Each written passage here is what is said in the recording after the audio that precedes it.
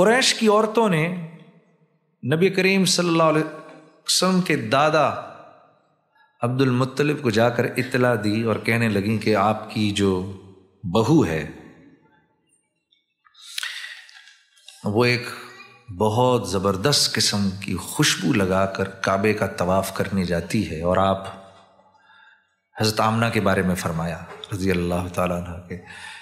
وہ عجیب سی خوشبو لگا کر جاتی ہے، اور وہاں مرد بھی طواف کرتے ہیں، تو آپ قریش کے سردار ہیں، آپ کے تو زیب نہیں دیتا کہ وہ ایسا کرے، آپ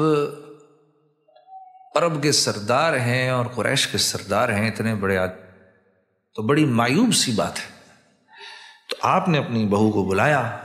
حضرت آمنہ سے کے سامنے، یہ قریش کی عورتوں کی اس بات کو رکھا کہ بھئی یہ عورتیں ایسی بات کرتی ہیں تیرے بارے میں، تو کہنے لگی کہ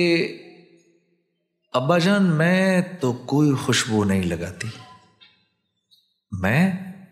کوئی خوشبو نہیں لگاتی، مجھے ایسا لگتا ہے جب سے یہ برگزیدہ بچہ میرے رحم میں آیا ہے میرا سارا جسم معطر ہو گیا ہے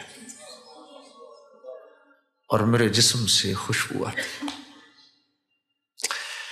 سوچو ماں کے رحم میں آئے تو ماں کا پورا جسم معطر ہو گیا، اس نبی کی زندگی جب ہماری زندگیوں میں آ جائے گی